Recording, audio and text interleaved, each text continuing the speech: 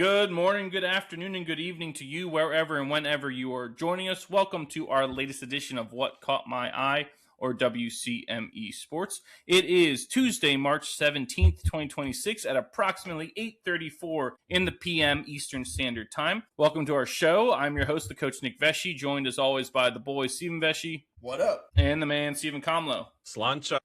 Yes, thank you, Kamlo. Now, if you're new to our show, we like to think of ourselves as the sports show for sports fans about sports. We like to focus on what happens inside the lines of competition rather than the outside TMZ-like noise that dominates much of our sports rhetoric nowadays. Now, before we get into our top catch for the show, just a reminder to follow us on all of our social media. That's on X, Instagram, Facebook, Twitch, TikTok, Snapchat, and Threads at WCME_sports. Our episodes drop every Wednesday at noon on Spotify, YouTube, and iHeartRadio.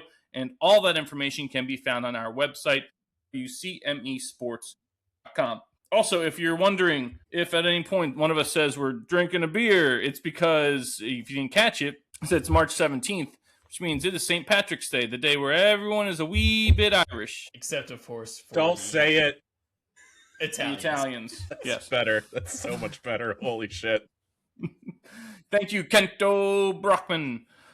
Now, top catch. We went this week with the World Baseball Classic. I feel like, at least for us in this audience, anytime that there is like a national,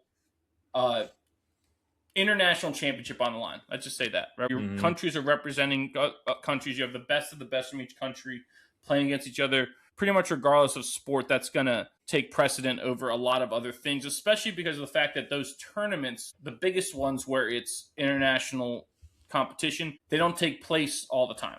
I mean, the World Baseball Classic takes place every 3 years. At the end of it, which is, wrapping up as we are talking, at the end of it, all of these teams are going to have to wait 3 more years to either avenge their loss or defend their title. Now, like I kind of alluded to there, the World Baseball Classic Championship game is happening right now as we speak. It is the United States of America against Venezuela. U.S. is looking for their first title since 2017, would be their second title. They lost the last WBC final to Japan. Venezuela's never made it to the finals. This is their first appearance. Now, how did we get here? Well, in the quarterfinals, we had the U.S. defeated Canada again because too easy. Yeah, again, we defeat again.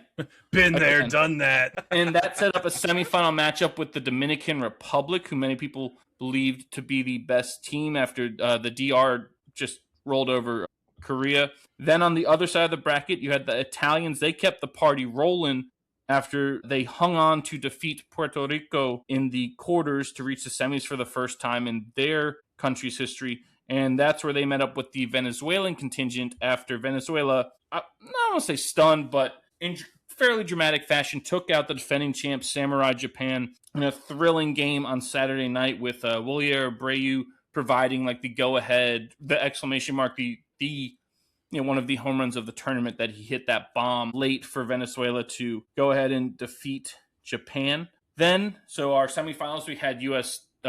Dominican Republic, Italy versus Venezuela. The U.S. outlasted the DR to advance to the finals. That was a really well played game. Stressful game. It was a tight checking game. It was like a hockey playoff game. Is what it felt like. What I love about that game is that it was so intense. Everybody was locked in, and if you really break down the game and just look at like a box score level, you go, well, the 3 runs that scored were just solo home runs. Mm-hmm. Yes. That's it, right?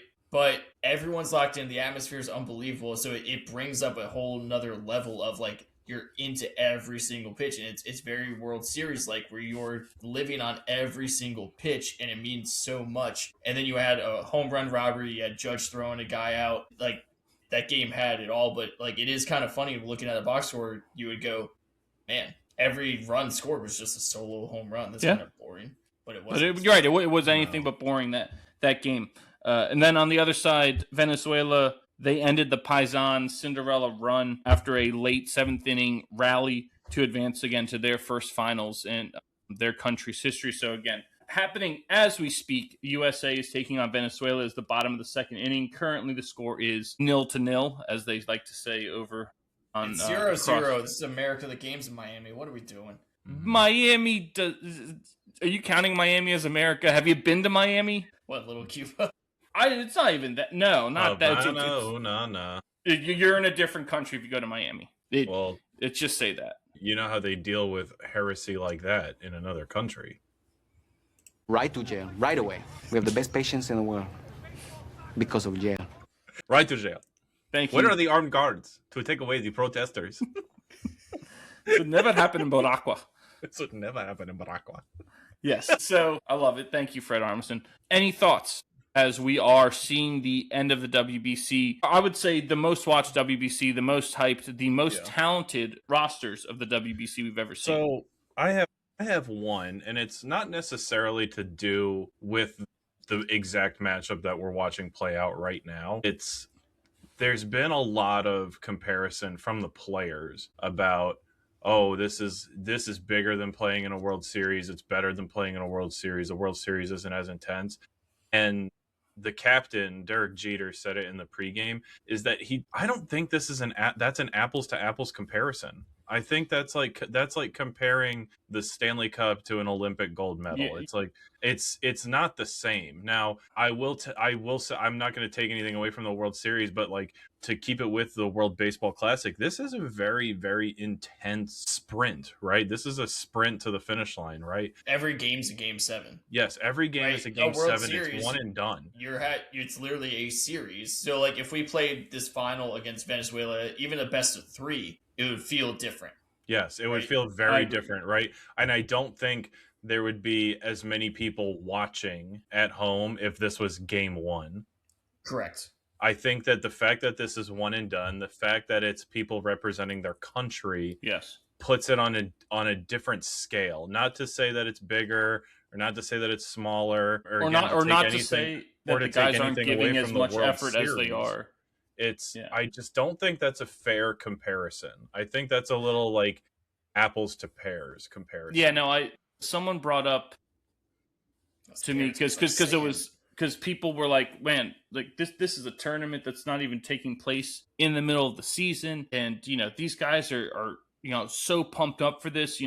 How do we get them to treat all the games during the regular season that way? And it's like, well, like you said, it's different, right? The 162 game marathon is different than, like you said, a sprint for your country over the course of like 2 weeks. Some people brought up, well, what if they did things like the NBA did, where they have their NBA Cup? And I was like, no, because the NBA not the same. The NBA Cup exists because they're trying to get their guys to actually play in games. Correct. Like to show up to work. They're trying to get them to, right? Yeah.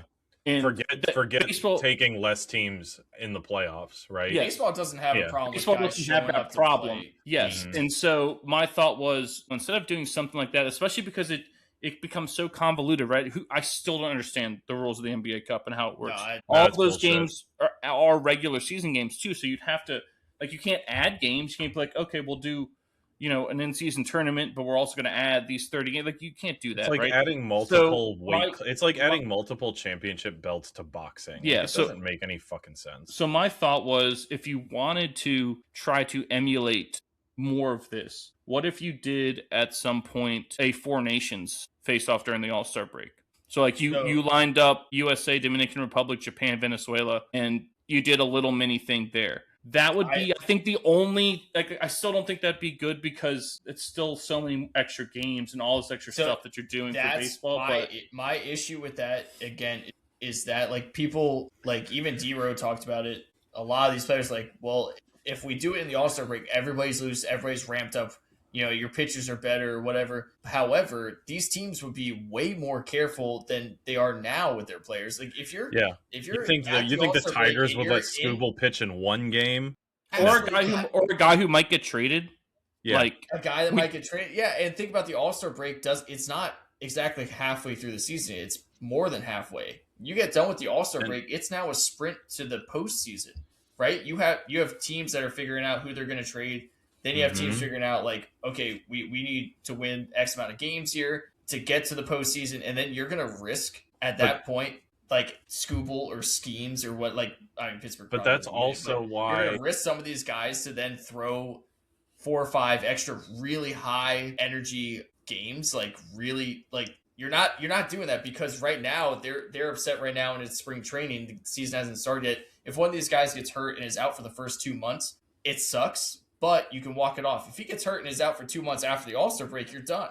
And I think saying that more people would do this in the All-Star break is stupid. I think but that's also why I we agree. don't have pro participation to the fullest extent as the other sports in the Olympics. That's why the MLB puts so many restrictions on who can participate in the Olympics, and it's always senior players who are in like the last year of their contract, and minor league players and collegiate players that can play in the Olympics for baseball. And it's that exact reason is because teams don't want to risk losing their ace or losing their closer or losing their like batting average leader in the clubhouse, like right around trade deadline and right around playoff push. Yeah. Right. I think teams need to get over it. I agree because like that Lance Lynn thing that you said probably should say something like, well, like if they want to play, let them play. Think about the guys who, because like Lindor and Javi Baez and Carlos Correa couldn't get like permission essentially to play. Yes. Jose Altuve did not have permission to play for Venezuela. He's in the stands right now, right? That you're right. That has to go away, right? It has to be a player's decision. Understand the economical financial interest that these clubs have with these guys. But at the same time, I think you would invest. I think you have to look at it as an investment of, yes, if Skubal pitches this game, everybody's watching him and he's the best pitcher in the world. And we're going, wow, maybe I should tune into some Tigers games. I mean, the Tigers are already using him as a marketing ploy. You said it before we started recording, I should buy a ticket. That the Tigers are posting all these pictures and videos to their socials of Skubal in the USA jersey when he shoved against Great Britain. And they're posting him before this game, and they really post him before this game. It's like, well, he should be on the mound. Yes, he should be the one pitching tonight. He went back to your organization to throw 45 pitches against a Double-A team. Like, I could have used him in this game. Yeah, exactly. It should be an investment into your players with like you're trying to play both sides here. Like, Mac, I'm playing both sides, but you're doing a terrible job at it. Let these guys play and compete. Either let them compete to their fullest extent, or don't let them at all, because this half in, half out stuff is not the move. And like, that's why we see the most talented rosters we ever have. Like, because before so many guys, there would be whatever excuse there was under the moon, and most guys would take it. Especially pitchers. Especially the pitchers. Well, especially the American pitchers. The American pitchers have a culture problem. They do. I think there's some level of compromise that can be found where if we give you the World Baseball Classic, we're not giving you the Olympics. And you do kind of like what Coach K did with the Redeem team for basketball, right? You tell the players straight up, if you're going to wear the jersey, I'm going to need you to commit this many months before, or this many weeks before World Baseball Classic to get loose and to come and work out at the USA facility or the Venezuelan facility, whatever, to get ready for this sprint, for this tournament. Because we want you to have your ace stuff, right? We want this to be the best possible product that can be out there. And again, to reference the Redeem team, right? Coach K had LeBron, D Wade, Kevin Durant, all those Kobe Bryant, all those A-list guys commit 3 summers of their off season to show up, work out, build chemistry, and learn how to play USA basketball. Now, granted, like, it's a little different because obviously basketball is more of a team sport, but like, I don't think it would hurt to have pitchers and catchers report for UBC training. Now, it's also, going back to what you said, the Redeem team, it also still has to always be player driven, right? The old story about that team where like the training camp was in Vegas, right? And they all go out, they're out partying, they get home at 4 or 5 in the morning, whatever it is. And Kobe, who didn't go out with them, is walking down the elevator as they're going up. And he's like, oh, I'm going to go do a workout. And like, what? And he's like, I expect to see you guys here next time. Yeah, so literally, it just gradually went from showing up. Until eventually the end of the week, the entire team was down there at 6 in the morning, just destroying themselves in a workout. Like some of these guys with the hardest workout ever did, with Kobe. It's like, that's player driven. That's Coach K didn't force them to do that. He didn't tell anyone to do it. Didn't make Kobe like. Kobe could have easily just gone out with them and done whatever, right? But it has to be player driven. So I think that's why we see one of the reasons we see the most talent here is, especially on the U.S. side, Aaron Judge, player driven. First one to commit, said, sign me up. Where do I sign? I'm here. I'm committing right now, and did this a while ago. And I think you're kind of right, Kamlo. You almost want to have a commitment a little sooner. Because I know it's hard. It's hard with injuries, right? Because you go, I commit, and this guy gets hurt, and then hard with baseball, because baseball feels a little bit more volatile. Yes, that's what the I other was about to say too. Where someone all of a sudden gets real hot for a year. I mean, you literally have Nolan McLean starting this game. The guy's he has 8 starts in his career, but he has a 2.07 ERA, and he's been like unbelievable. My man Ernie Clement from UVA. Yeah, would he be on this team if not for his record-breaking playoff run with Toronto? No, absolutely. No. Right. So you do get part of that, but you're right. Maybe there's like a little bit there where it's yes, they have like a World WBC team camp, right? But it's only for, is it even a week? Right. It's not even that long that they have. Maybe you make that part longer. But again, it goes back to the teams have to kind of agree to that, right? They have to allow their players to be away from the team for that amount of time. Well, so I think that's going to be kind of the next step for player-driven stuff. Yes. Is you heard Skeens kind of talk about it on the desk with Pop, A-Rod, and Jeter before the game. He was saying like I was thrilled when Judge texted me like a couple months ago saying we're going to run it back, and like that. So that's pretty cool to see.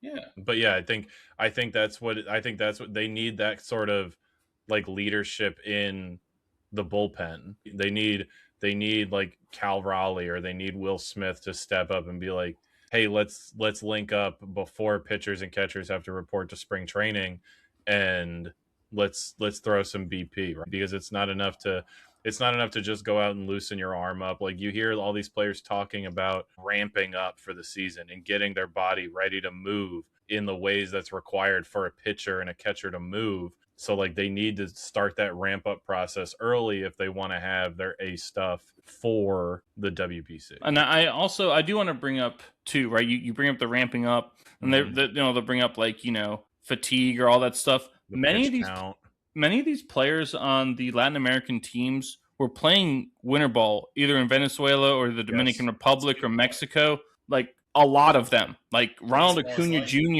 Jr. plays those Venezuelan winter ball things, right? So, to sit there and again, it just seems like we're always trying to make an excuse. It's an American. Well, that goes again to bring it back to the Redeem team. The rest of the world has caught up, right? They've been caught up. Yeah, they've been caught up, and they've been caught up, and they've in many ways like surpassed us as like a competitive athletic country. And so like it's time to either like resign yourself to being like, oh, okay, like we can compete, right, instead of being the dominant force, or to say like, you know what, like it's time to take this back. This is an American sport. If you look at all the other countries that have been caught up for the last 20 years and been really, really good, and look at their style of play, not a lot of swing and miss. No, a lot tough of these outs. You can go through each of these teams that have been really, really good. Japan, go through the DR's lineup, go through Venezuela's lineup, Puerto Rico's lineup. Those teams, there's not a lot of swing and miss, but the American culture is you want your 3 true outs or true outcomes, right? So it's either a walk, a strikeout, or a home run, which is why we beat the DR 2-1. You know why? Because it's incentivized monetarily here, and not just making it to the big leagues. I mean, like development wise, right? Correct. Hey, my kid's playing travel ball. I want him to get recruited by college. Yes, we got to get his exit velo up. We got to get him lifting the ball. We got to have more balls over the fence, because that's what they'll look at. They'll look at the number of the balls over the fence. We got to increase, his arm action, his throwing speed has to be this. So we've monetized essentially these statistics as opposed to and watch his showcase batting practice, and then now you throw Dominican Republic reliever out there, and he just blows it by you, and it's over. And you go, well, Correct. okay, like, so you have the true outcome. So our lineup, I love the way the lineup is like constructed. It's right, left, right, left, right, left, and there's guys that are grinders, but then you're looking at it, it's like everyone on the team is a grinder of an at bat, but you can't string together hits. Correct. We're not stringing together hits, and we haven't been doing this. Which for is the last why we 10 leave years. so many people on base. Do you know how you 100%. string together hits too, boy? Is you have to be a little aggressive. Yeah. Because if you're always Everyone's- looking for the one pitch Pete, to this is why destroy, Colorado- you're not always going to get that pitch. I mean, we just saw that sack fly, right? How many American guys take that? I don't know if it was 2 strikes. I forgot to look. But if it was less than 2 strikes, I guarantee you almost every I think American it was 2 player strikes. was it 2. It was a hanger. It was a hanger of a slider. But Allen was on the corner, like, you know. But he hit it that wasn't exactly the way he needed to hit Yes, it. he And just- if that's an American, that ball is going straight up in the air at the second base, Yes, and then you're right. or it's and going that's, 500 feet. and So that's the issue. difference. Like we've talked about with the development of American basketball players. It's a lot of the same thing. Is there's we've monetized these specific Analytics. results because it makes us more money. Not even before you get to the pros, it makes you more money trying to get to college, or like even just a guy running a baseball training facility, right?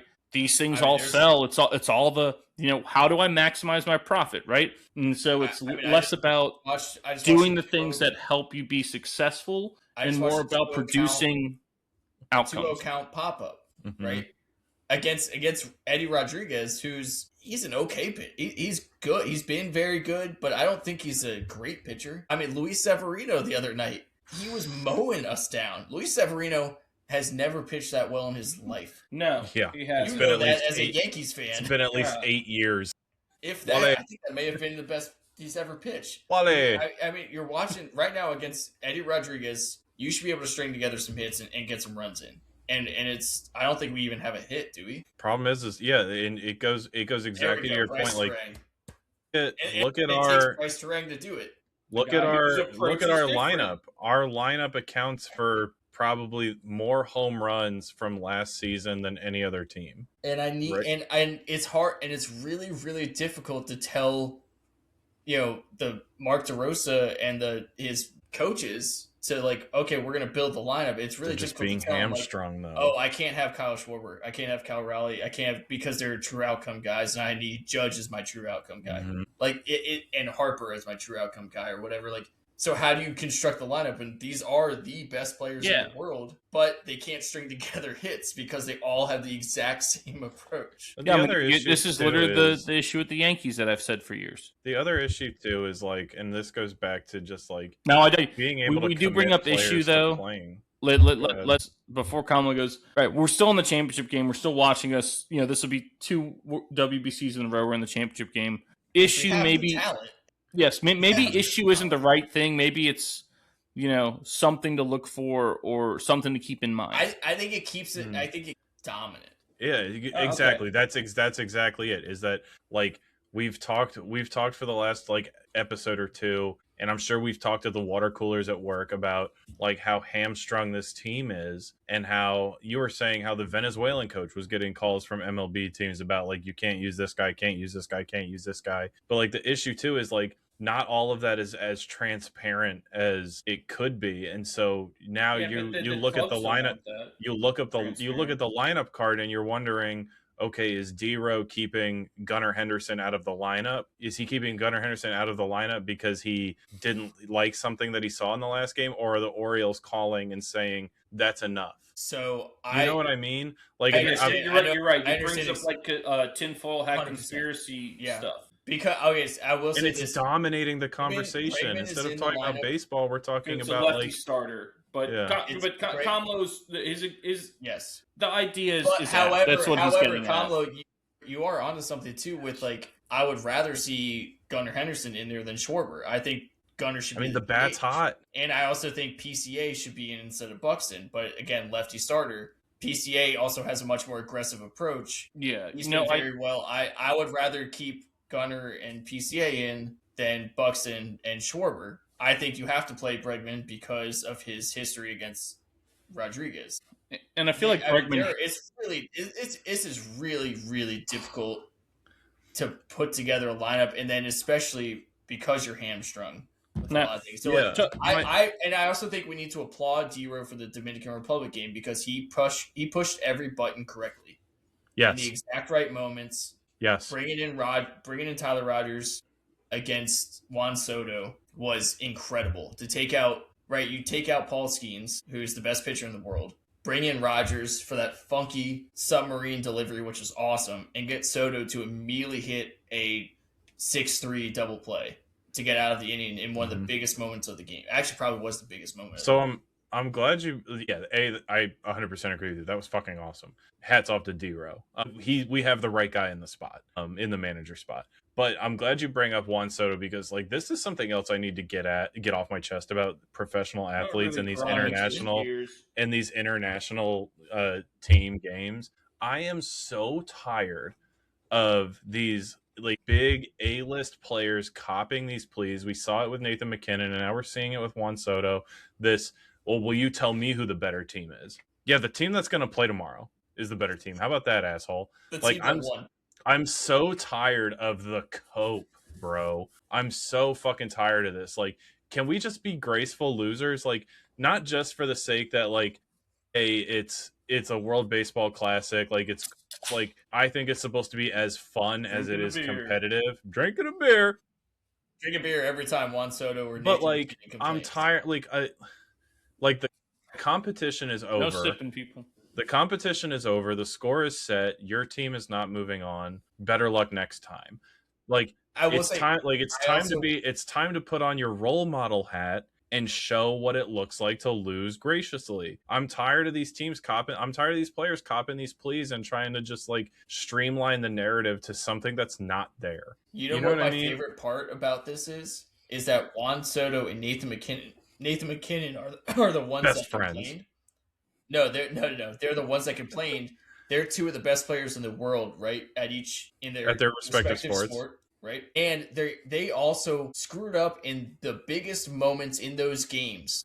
Nathan McKinnon missed a wide open net. That's on him. I don't know how you somehow go, we're the better team. Well, I think we established it was luck. Juan Soto then hits into a double play in the biggest moment of the game. And then he strikes out on a pitch that he thought was low. However, the ump was given that low strike the entire game. Fucking adjust. Don't bitch and complain because I'm sick of Juan Soto complaining. He does it constantly in his MLB career, and this is why he bounces from team to team. If he doesn't get to hit a home run or shuffle, he complains. He is on the Mets. Yeah, now. Let's cut him some slack. He's on the Mets. His fifth team. He knows what he's sold out for. He's going to be a future Hall of Famer. He's on, his fifth or sixth team? So is Gary Sheffield, who should be in the Hall of Fame. So is Fred McGriff. Juan Soto's 26 years old. Like I said, how many teams did Sheffield play for by then? I don't have an issue with how many teams Juan Soto's played for. He secured his bag, whatever. But like, my thing is you're supposed to be a role model. Again, the competition is over. Like, I would much rather see some accountability and some grace. You can't have grace. You can't have some. She passed away 30 years ago. You can't have some grace. You have a little grace. You don't. I would much rather. I have no grace. His ass up.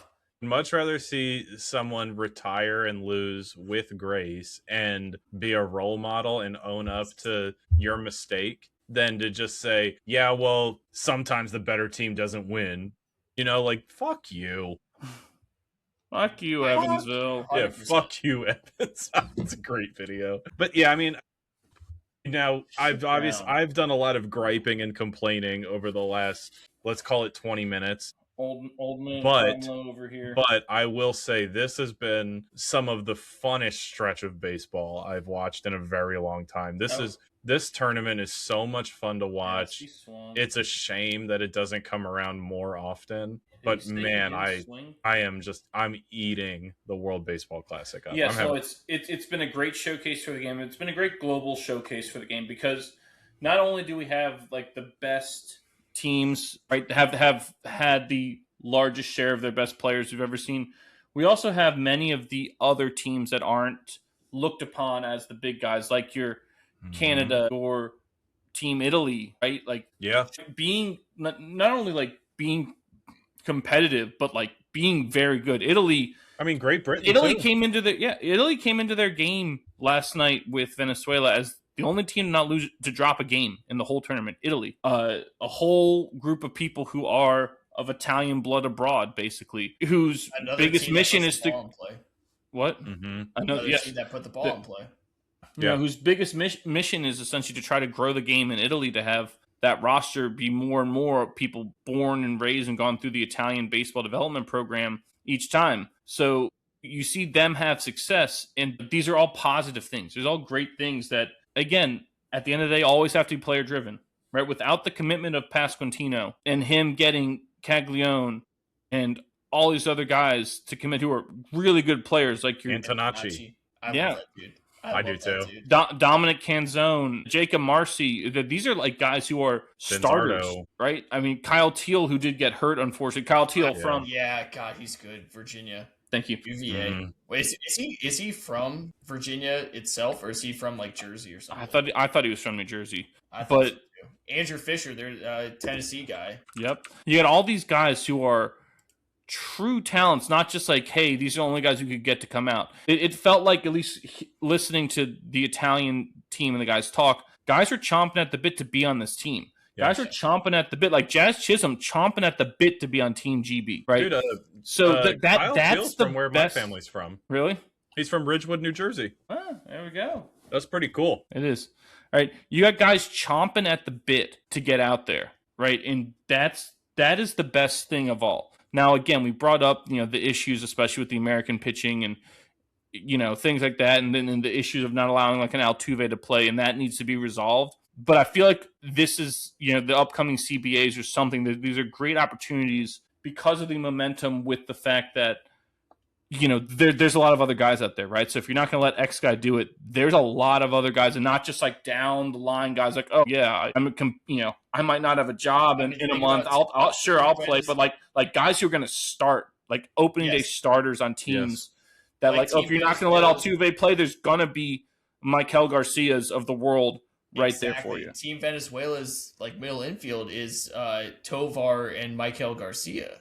Right? Is Garcia playing third? Garcia's third. He's playing third. Glaber's playing second. Yeah, that's right. But Tovar, like that, he's extremely underrated because he plays in Colorado. Yes, no one knows who he is. He's very good, and it's he puts the ball in play. He's got wheels. So him and Michael Garcia, great defense. Yes, and him and Michael Garcia are awesome. But it is like if you look at Venezuela's lineup construction too. Like, guess who's batting third in that lineup?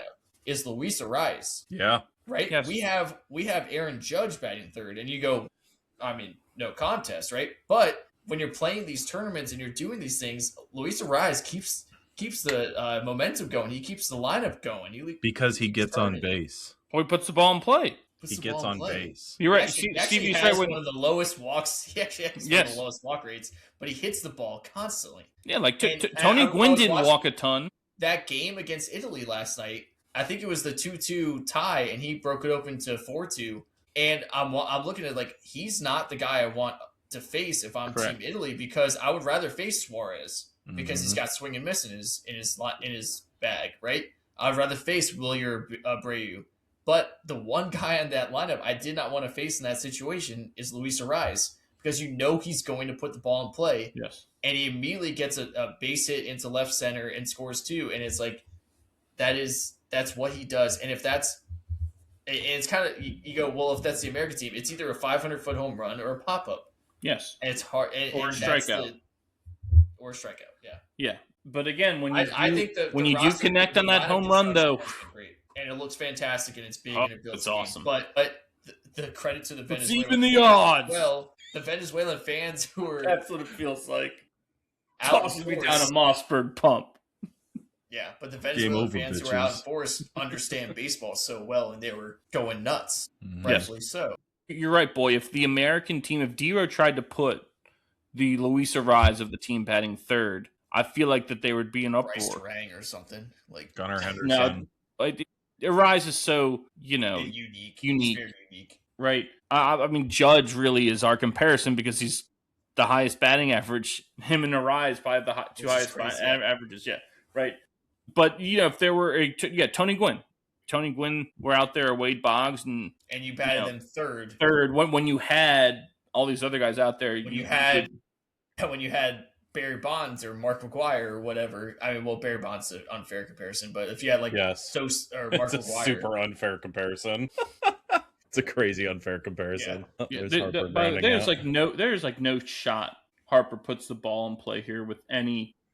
He grounded out to second. Below. He roped it. He just really right to someone. You guys are way ahead of me. He looks like he's just waving because that's what he's trying to be a hero. Everyone wants to be a hero. Just keep the lineup rolling and get base hits. Like, we need you. You guys are like base. 3 pitches ahead of me. He did hit that hard. Judge pitch. He hasn't even walked into the batter's box yet.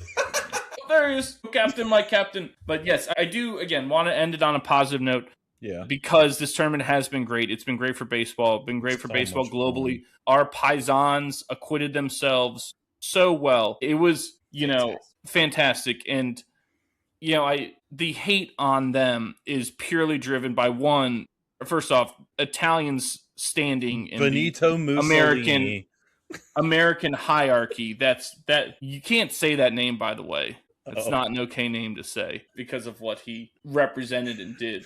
But say Viva Chavez. One, I do think it's motivated a lot by the standing of Italians in this country. Like the Shane Gillis thing of like, oh, it's the only group of people you're allowed to make fun of and you won't get canceled, right? That, I think, allows people to criticize them. But I also think it's driven by the fact that they were winning, right? And they were playing well and that they were passionate, right? It's one of those things where if they stunk, no one would say anything, right? Yeah. But because, they're winning, we have to find a way to pick at it. And there was and I'd like to point out that the manager Cervelli is Venezuelan, right? There was a guy, I forget who it was, but he played the the stereotypical like New York, New Jersey Italian like so well, and he was like acting as like the Italy manager or like the general manager, like bringing the team together, and he's like, where's all like doing an accent, like where's all the Italian guys? He's like, dude, we got a bunch of Italian Americans. And like all of a sudden you hear the crack of a bat, it's a home run. He goes, well, we're actually good. He goes, yeah, what'd you expect, man? We got a bunch of Italian Americans and Venezuelan Italians on a team together. Of course we're good at baseball.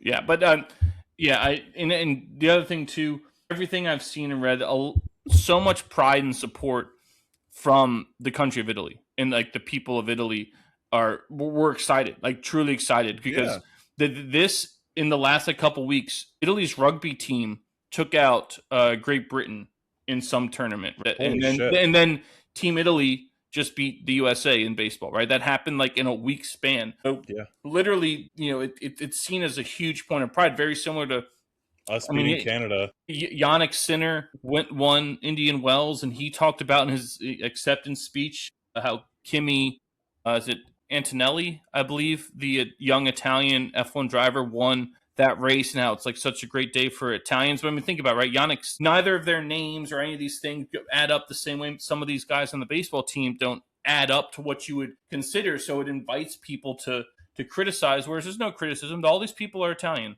right?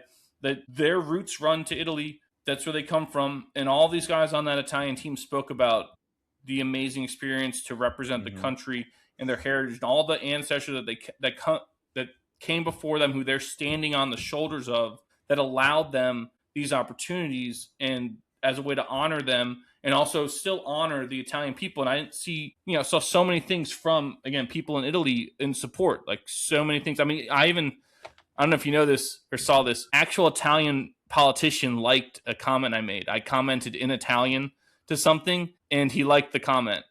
Nice. And, some of the other comments too of Italians were like, I don't care if these people are Italian American, our blood runs through them and with them, right? And so there was so much pride for them and for that team. They did such a great job representing our people. They really did. And that was really refreshing to watch. It was very cool to watch. And they played so well. They did. They just ran into a buzzsaw of fire hoses or fireball throwers Those in the dudes were Venezuelan bullpen. shoving. Yes. Should we ask Marco if he watched any of this? Our Italian cousin. Maybe. Yeah. Yeah. I mean, you're right though. The Italians, the Italian Americans, awesome. But there was a tweet the other day with when Italy had to play Mexico and we needed Italy to win, and it was like, Mom, I can't come to dinner right now because I've got a bunch of I need to watch a bunch of American Italians play a bunch of American Mexicans to see if American Americans advance to the advance to the quarterfinals. Well, I mean, that's the other thing too. Like the criticism is so ridiculous because is anyone out here lambasting Manny Machado? Manny Machado's American, born and raised in America, from Miami, plays for the Dominican team. How about Vlad Jr.? He's Canadian. A-Rod played for Puerto Rico, right? 1 year. I thought he played for USA. I don't. He played for both. But he's Dominican, I think. Is he? I thought it was DR, but he I don't think he ever did. I think he flirted with the idea, but only played for USA. I mean, right? Did he? Arenado represented the U.S. and is played for Puerto Rico, right? Yeah. Like no one is bringing up any of those things, but because again, the standing of Italian Americans, Freddie Freeman, Jamison Tyone, no one destroying them, right? But again, I think it goes back to the fact, right? The Italians are still the only ones you can make fun of. They're the lowest on the totem pole for pretty much everything, often portrayed as corrupt or uneducated or lazy or the villain in all of these things, right? What'd you say? Or a punchline, right? So I think it's just an easy target in that their success bred that contempt, and it's uncalled for, it's unfair, it's ignorant, really what it is. Because again, the Italian Americans, the Italians, the Venezuelan Italians, all of them across the globe were in full support of what this team did. I remember seeing a thing before this started saying, as an Italian, I can't believe that my baseball team has a better chance to win the world championship than our soccer team does, because the Italian soccer team still hasn't even qualified for the World Cup. Nope. Right? They have to go through like the last leg, like qualifying playoffs to get there. So yeah. So again, what the Italian team did was really a stuff of legend. That those are the type of things that, in several years down the road, we look and some teams got an ace on their pitching staffs. Like, where's this guy from? Oh, he's from Verona. Where? Verona, Italy. Like that's the type of performance and type of stuff planting seeds. That create that outcome. Now, moving on to our 3 strikes. Kamlo, you got the button? I sure do. That's one. All right, boy. Yeah, we're in March, right? So let's talk a little March Madness because we just had Selection Sunday come out. So game start still looks like he could play. Jesus Christ, D, you're late. Oh, and Willier Abreu just hit a bomb. That's God damn it! You couldn't just hit it right to the batter's eye. Yeah, dead center. Guy hit the fucking bowl. Guy gets a free steak. Yeah, no, that'd be a great True Green promotion. He hit the fucking ivy. Now he gets a year's worth of True Green. Dead center. Jeez. He still hasn't even swung the bat yet. That's not our the first pitch. So. Yeah. That was the second. You took the first pitch. Oh, sorry. Wow. Pitch. All right, so March Madness. Yeah. Your game's getting slower. It is getting slower. It is legitimately getting. I bet it's the commercials. The commercials behind. On commercials on YouTube are probably shorter than commercials on Hulu. Anyway, that's possible. It's March. It's Madness. And we have Madness in TVs. And we've got all these things going on. I do want to go back to Selection Sunday. This year, I thought the committee did the great job of putting the correct teams into the field. There was no one that got left out or no one that went in where I said that's bullshit. So great job by the committee putting the teams in the field. Miami, Ohio deserve to be in 100%. Yes. Do not try to belittle a 31-0 regular season. I don't give a shit what conference they're in or if they play the Little Sisters of the Poor on the road. I don't care. Hey, do not disparage the Little Sisters of the Poor. Yeah. They will surprise you. But if you play road games in college basketball, they are very difficult to win. You go 31-0 in a regular season, you deserve to be in the tournament. So I'm very glad they're in the tournament. I think it sucks that they are in the first 4. Yeah. I think, and by the way, that the reason why that is because of predictive measurements. So what they do is they put the teams in based on their resume, and then a lot of the seeding is based on predictive measurements, which is it's kind of annoying. Is that some SEC mumbo Correct. jumbo? Hypothetical lines. Oh, here we go. Bullshit. That's it's 100%. Here comes the SEC hate. You're ramping them up. Also, well, it is also kind of bullshit that the SEC did get 10 teams in when they had a down year. Yeah. That conference isn't that good, and the Big 12 has the best conference. They got 8. So I think that's kind of bullshit. But I really don't have too much of an issue with the teams that are in. I'm really glad Auburn is not in. Yes. You can't lose 16 games and then we said and get an at-large. That'd been embarrassing. It would be embarrassing. 100% embarrassing. Yes. Didn't we say like Vandy or Tennessee was the line in the SEC and you couldn't take anyone below them a couple weeks ago? Like they took a lot below them. Yeah. Texas squeaked in. They seem to always somehow squeak in. But again, I think they did a good job with it. Yeah, but the seeding wise, and I think it's because of these predictive measurement things is the issue with some of this. St. John's, I think, should have been higher. I am actually glad they did put UVA as a 3 line because they deserve to be. You can't go 29-4 or whatever, 29-5, and not be a 3 in a power conference. That's kind of ridiculous. Yeah. So I'm glad there are 3. Vanderbilt should be higher. There are 5. I think they're criminally underrated. I think that team has a chance to do some damage. Vanderbilt they're the second best team in the SEC.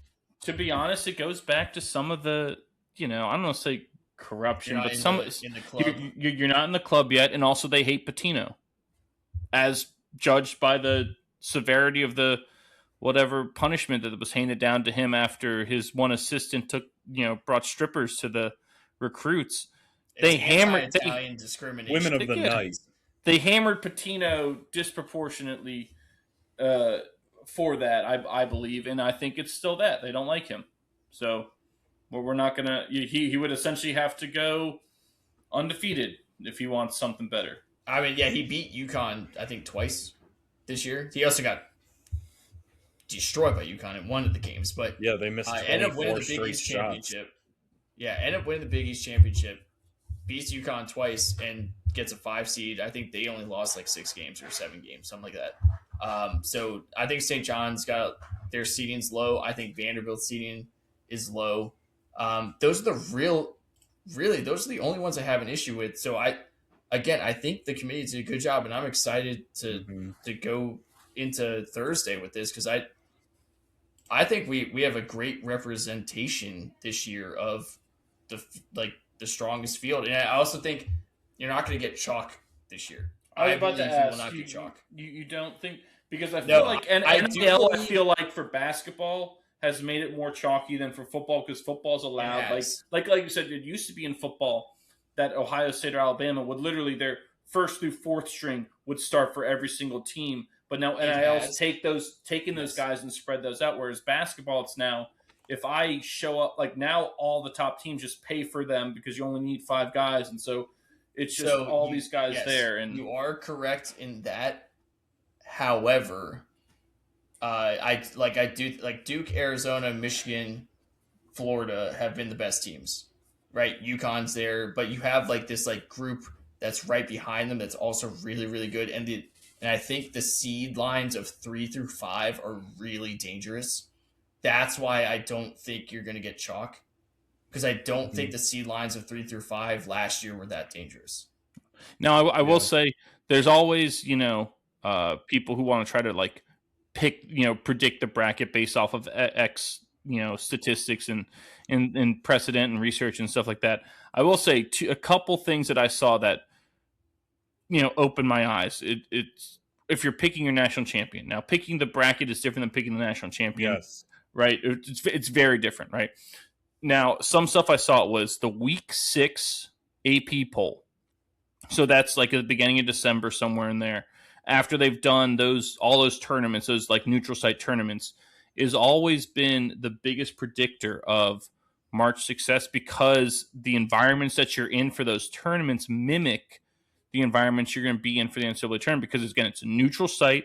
You're playing different, oftentimes different power teams, different good teams that are varied and all this different stuff. So that's been the best predictor. I think the last 25 years, no one ranked outside the top 12 on that week 6 poll has won the national title. And 12 was like the outlier. There were like 2 9s, a 12, but most of them were in like the top 5 of that poll, right? And then there's the other one that the national champ is always in the Ken Pom top 25 in offensive and defensive efficiency. Yes. So I did a little research. So I did see something about that though. Is it in the Ken Pom like top 25 offensive defensive efficiency at the start of the tournament, or do they go at the end? Finish. And I think that's why they're always in there is because when they finish, they're always in there. No, I thought I read it was at the start of the tournament. I think it's at the start of the tournament, and the one team that I think doesn't qualify for that was it the 2014 like UConn team or something like that? Like a 7 seed. Yes, but I think they're the only exception to that rule. To that, but I think 25 champs. That UConn team still fits that top 12 thing, though. I think they were like ranked very high at that poll, but lost a lot of conference games. So I don't have the list in front of me, but I think I remember it, right? So basically the teams that you can pick to win the national championship, it was Duke, Arizona, Houston, Iowa State, Michigan State, Michigan, and Louisville. Yes. Louisville. That's the one that throws me off a bit. Exactly. Well, them and Michigan State. Michigan State's the 3. They dropped some games of late, and Louisville's the 6 seed, but they're also the 3 and 6 seed that would face each other if they both win their first round matchup. And they're both also in the bracket with Duke. So of those 7 teams, 3 of them are in one section of the draw, which is very interesting. So notably absent from that is Florida. Florida was not in the top 12 of that poll because they had lost a bunch of games, very close games, so they were ranked 18. So it will be interesting if that's the team that bucks the trend because, again, they are the defending champs. They're on a heater, right? Yeah. And, they're playing great of late. And they're also, I believe they're in the top 25 of both. So they meet that offensive and defensive efficiency theme, but they don't meet that week 6 poll criteria. So basically, notably absent from that is UConn, Purdue. They're not there. I don't trust Purdue at all. Florida. No, Florida was not in there. Like I said, for that. So interesting. Illinois is not in that, which is also interesting. I cooled off on Illinois. Gonzaga's not in it. But yes, you're right. Louisville is the interesting outlier. They're in the top 25 for both offensive and defensive efficiency, and they were ranked in the top 12 in that week 6 poll. Coach is great. But plus, I believe we've done this before where the preseason poll in basketball does have some weight to it when you get to March because, yes, teams underperform, but they still get into the dance because there's 68 teams. And I think there's 37 at-large teams or whatever. So while sometimes these teams can underperform, if you're preseason ranked a certain you're ranked there just because of talent. Yeah, you're ranked there because of talent, and sometimes that talent can carry you for 2 or 3 games. BYU is that team. Yes, that I was looking at. Yes, because I was telling Kamala before we started here, we were going through our brackets, and I kept going to BYU, and I go, I have them going so damn far, and I don't think they're very good. But I don't think Gonzaga's very, very good. I don't think Purdue's the best. And I keep looking at every matchup BYU plays, and I go, and their talent level at the start of the year was so good, and they have the potential number 1 pick. He can carry them, and I have them in the Elite 8, and I look at it and I go, oh no, what did I do? Because they very well could lose the first game. 100%. Yes. Yeah. But that's kind of what you have to look at a little bit is that preseason poll does actually. It does matter. Yes. Now I do have a question for you with some of these teams. Do you look at the size of some of these teams? The height? Why? Because Florida's huge. UVA's huge. UVA's huge. Duke is huge. I don't think so. I don't think because We talk about it year after year when we all get together, though. Well, is how about that that Purdue team that lost to Fairleigh the Dick? The games aren't won in the paint. We see teams. It's not about the teams. Games. It's not about the guys games. in the paint, though. The games are won based off of just your guards. It's based you win off of guard play. So like size, I think is kind of can be like kind of a red herring. What I'm looking more for is so are you saying size doesn't matter? No, it's the motion of the ocean. It's what about if you don't use it? You gotta look more for it? like off-ball movement and shooting percentage. Size, I think, is kind of inconsequential, unless you have an anomaly like a Wemby. No, I'm looking at the size of their guards. Your overall size as a team. UVA is one of those teams. Duke is one of those teams where you look at them play and you go, God damn! Like everyone on that team is huge. Like obviously UVA has Chance Mallory is like 5'10", but besides him, everyone on that team is huge. Yeah. Arizona's like that. Michigan's like, God, play Michigan, man. They don't give you anything. Iowa State, that's another team. Good luck, like playing offense against Iowa State. They trap everything. I think they fall in. Don't they fall into that category of Duke, Michigan State? That yes, they were part of that. Yeah, part Iowa of the State's ones you in could there. pick. Yep. But yeah, just some food for thought as we get into the greatest weekend of them all. Yeah, can't wait. Anything else before we get to strike two? If I have a perfect bracket and win a bunch of money, I won't be on here anymore. Thank you. I'll see you guys. I'll see you guys this weekend, and we're drinking a beer. Drinking a. All right, hit the button. We're all drinking a beer. I can't wait to edit this dead air out. Play the clip, Frank. Play the clip. Nope, we're ringing them up. That's two. That's two. Comlo.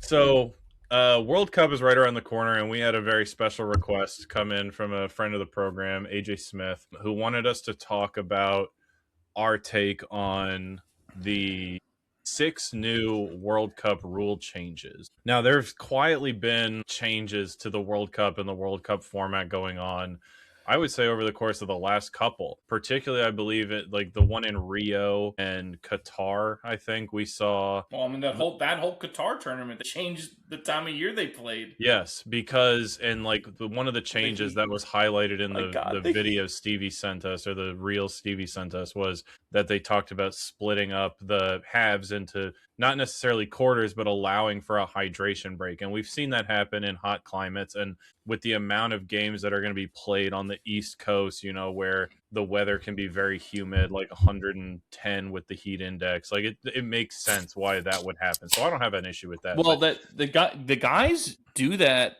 I know you know this, Conlo. They do that kind of on their own.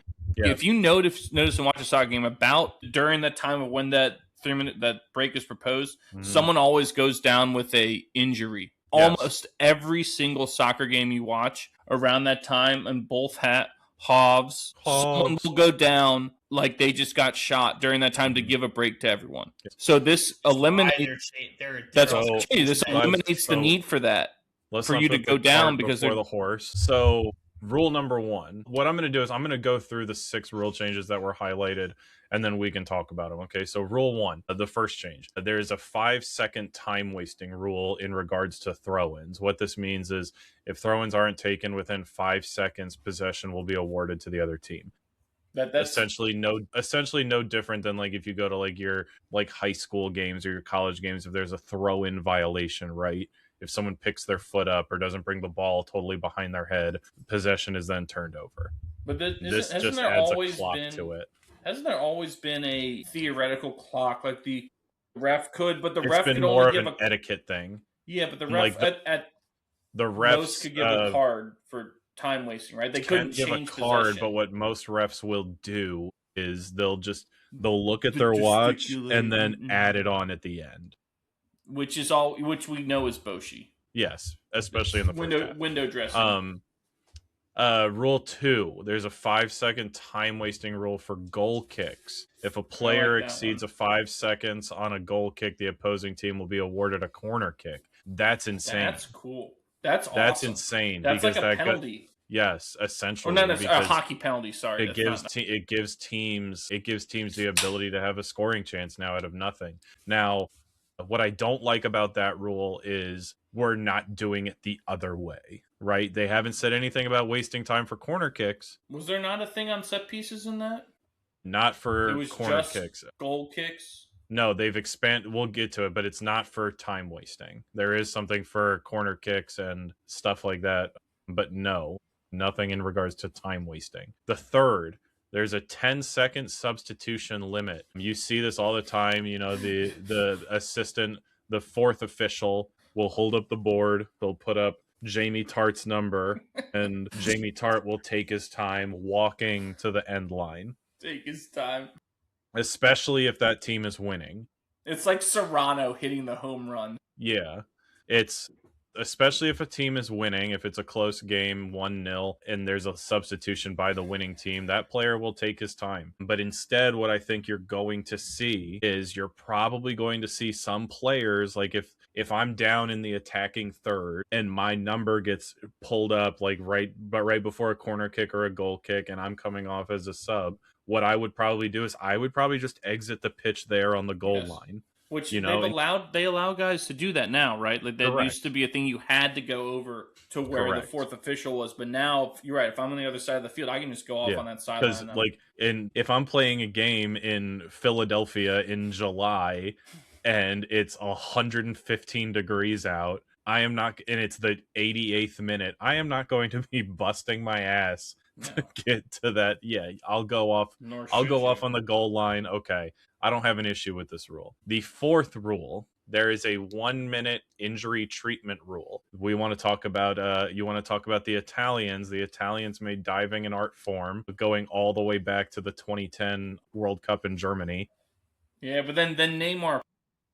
Yes, the 1-minute injury treatment rule. What this means is players who receive medical treatment on the field must stay off the pitch for at least 1 minute of active play before returning. Yeah. I like this rule. I like this rule a lot. I love this rule. Yes. You're only going down if you're injured, not just because something hurts. I think this might draw some controversy around the world, but I think for us three gentlemen who grew up in the United States, who grew up with some grit and who grew up with some fight and grew up playing other contact sports, you know, I don't feel the need to reward somebody who's flopping. Right? That's what we've all on the leg is a hell of a long way from the heart. It's what we've all come to know it as. We've all come to know it as flopping. And again, there are certain countries, the French, the Italians, who have elevated this. I guess you could say the modern Brazilians now as well. Absolutely, the Brazilians have elevated the flop to an art form. So now if you fall down holding your ankle, writhing in pain, smacking the ground, and think you're just going to be able to pop up and continue to play after your team has had some water and had some time to huddle up and talk strategy, and the guy comes out there and sprays whatever bullshit spray on your leg to make it look like he's receiving treatment right now. So no, he's not. Exactly. Yeah, they're spraying like compressed air on your leg that you use to clean your keyboard. Yeah, no, that's one for me, one for you. One for you. Yeah. Nurse, could you pass me the nitrous? Yeah, that's good. I don't have an issue with this rule either. Again, this is soccer, football, whatever you want to call it. I'll call it soccer. Keeping up with modern sports, right? Baseball has the pitch clock to speed games up. There's always been sort of an etiquette about how quickly golfers have to take their shots, right? These traditionally slower Golf is sports. The next sport to do this. Yes. Golf has to be the next sport to do this. To have something official, right? Yes. The closest thing they have is like you get 90 seconds to look for your ball if it's off the fairway. Right. Because people want to watch these these are the biggest sporting events in the world, and we sit there as Americans, we go, people are tired of watching Brian Harmon waggle the club 80 times. People are tired of watching Cantlay shuffle his feet 90 times on the green. And people were tired of watching baseball players step in and out of the box. And Nomar doing his bullshit. I consider the 1 minute injury treatment rule this in the same breath as the pitch clock, right? This is We have to keep up with the shorter attention spans and the way people can voice their displeasure and post these ridiculous looking things like Brian Harmon's 90th waggle on the 18th tee box. Now, I will say we are also the country, though, that interrupts their biggest sporting event each year, the Super Bowl, with a disproportionately large amount of advertising to actually minimize the amount of action that happens during that game. We all have ADHD. We all have halftime ADHD. We all have some form of ADD, but we're all, and the generation that's coming up is the tablet time generation. So this is in keeping with that theme, right? We need to keep the game moving. We need to shorten these games. We can't be having 7 minutes of added time in the second half. That's where you lose me, is that added time bullshit. This is the way of, in AJ Smith's, I want to quote him on this. He said, "Way less Bojangling now in this game now." And we're Americanizing the game, which the effectiveness of this injury treatment rule, I think, and if this is me, I haven't seen how they plan on tracking the time. Because, like, you know, obviously as the main, what they call the center ref, right? The one that's running up and down the pitch with the players. The center ref is going to have a lot going on to the point where he or she might not be able to time it out perfectly, look and signal the player to come on. They'll probably have to devote another official. It's got to be the fourth official, right? But if I'm injured on the goal line and they take me out on the goal line, or if I roll over, whatever, there's a chance I might have to enter in at the goal line or make my way all the way. Yeah, they wave them on. You've seen that. I've seen that. The implementation and the fidelity of that rule will be the most crucial points of it. It's the implication. The next one is our extended VAR for specifically second yellow cards, which they only do now for reds, correct? Correct. Straight reds. Yes, straight so red. the rule essentially states the VAR can now review and intervene on, quote, clear errors involving a second yellow card leading to a red card. Now, I guess my question with that is it has to be in the case of a second yellow, not just a first yellow. So it can't be this guy fouled him and we need to go back and say, you know what, this guy deserved a yellow. Now, this is just obviously this second yellow. I don't know if they're pulling exact quotes from the FIFA rulebook, what they call the Book of Law, I believe is what they call it. I don't know if they're pulling these quotes exactly from the Book of Law, but it seems pretty consistent that everyone is stating second yellow card. So there is a chance that your first yellow card was an error, or you've received your first yellow card erroneously, and now or you didn't receive a yellow card erroneously. Yes. So that's cool. The last one that was officially stated was expanded VAR for corner kicks and identity. The VAR can now intervene to correct wrong corner kick decisions in cases of mistaken identity for yellow and red cards. So now we're essentially having video review, right?